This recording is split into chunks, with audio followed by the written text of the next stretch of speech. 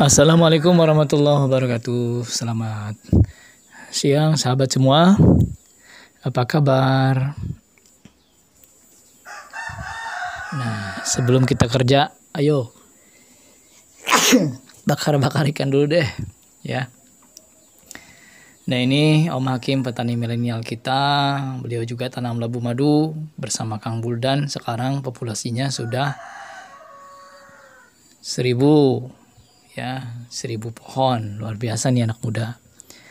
Nanti kalau tidak ada aral melintang, 1000 pohon itu bisa menghasilkan 3 ton, ya, 3 ton. Taruhlah angkanya 10.000 harga labu madu, sudah 30 juta, ya. Anda nggak percaya? Beneran. Coba deh kepada senior-senior. Oh ya, saya pernah lihat video 1,5 M dari labu madu.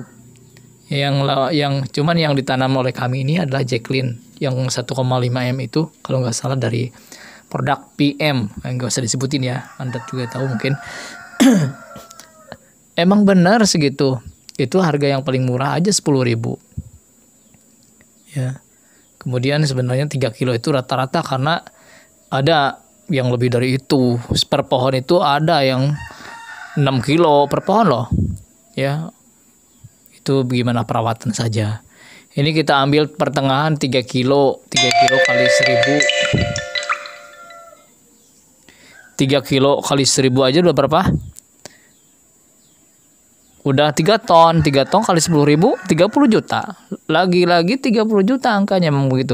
Nanti deh kita lihat, ada video di yang lain kalau nggak salah ya, di kanal YouTube itu banyak. Emang bener kami membuktikan, ya. Dan saya hitung bener apa enggak sih. Ternyata setelah dicoba, kelompok kami, Pak Husni Mubarok, kemudian Pak Pipudin, semuanya merasakan. Bahkan nanti ada cerita tentang Pak Supriyadi, ya. Dan termasuk Pak Pipudin, seorang PNS, beliau juga sudah berhasil, ya, berkali-kali. Kita akan ceritakan gimana beliau sampai ketagihan seperti itu. Pada kesempatan ini saya ingin juga punya cerita, ya. Pengasuh kami di sini di pesantren, beliau menanam labu.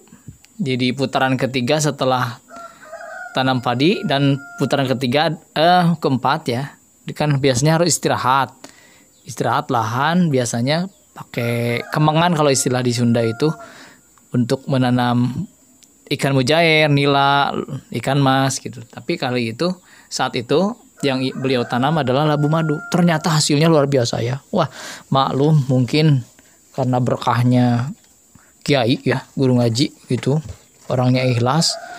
Beliau menanam padi di ukuran lahan 500 meter persegi, ya. Kalau bahasa di Sunda itu 5 are.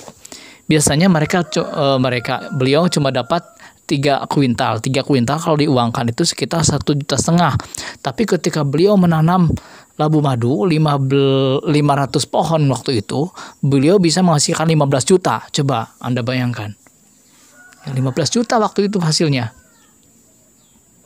Dan itu nggak dijual semua, ya, namanya juga kiai loh, ya, dibagi-bagi sama santrinya, dibagi-bagi sama kita juga. Wah, luar biasa beliau itu.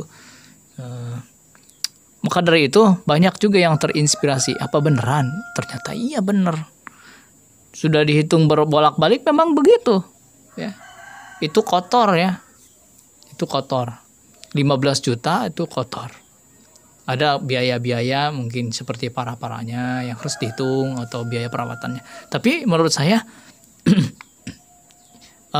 padi kemudian diseling dengan labu madu itu sangat-sangat menguntungkan, ya. Sangat maksimal menurut saya seperti itu. Ya, dari hasil 1 kuintal 3 kuintal kan, kalau diuangkan itu, kalau harga padi 500.000 kan 1,5 juta. Itu kotor juga sebenarnya, belum diambil dengan biaya pupuk. Tapi dengan labu madu 500 pohon bisa sampai 15 juta, luar biasa itu kan. Berapa kali lipat itu? 10 kali lipat. Ya. Makanya harus dibarengin. Kalau di kampung nggak boleh lepas, padinya nggak boleh lepas, ya. Tapi tanam yang sekiranya ada ada keuntungan lebih, kemudian juga sudah ada pasarnya. Nah ini yang lebih penting lagi, sudah ada pasarnya. Jangan sampai kita, oh ini Pak Kiai misalkan sudah menanam dan berhasil dapat 15 juta dari lahan 500 meter persegi, ikut-ikutan, ya enak Pak Kiai, ya dapat berapa ton waktu itu, 1,5 ton kalau nggak salah ya, 1,5 ton kan udah ada pasarnya dia mah gitu, beliau udah ada pasarnya, jadi nggak bingung. Tapi kalau Anda ikut-ikutan Pak Kiai nanam banyak 500 pohon terus belum tahu pasarnya kemana, wah nanti jadi bingung. Kalau menurut saya bukalah dulu pasarnya.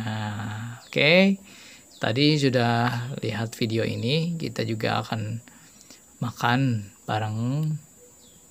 Setelah ini biasanya saya setelah menanam bareng-bareng kan, menanamnya biasanya menanam itu bareng-bareng, kemudian selesainya bakar ikan. Nah ini ikannya banyak, gede-gede ya, karena kita juga di daerah pantai.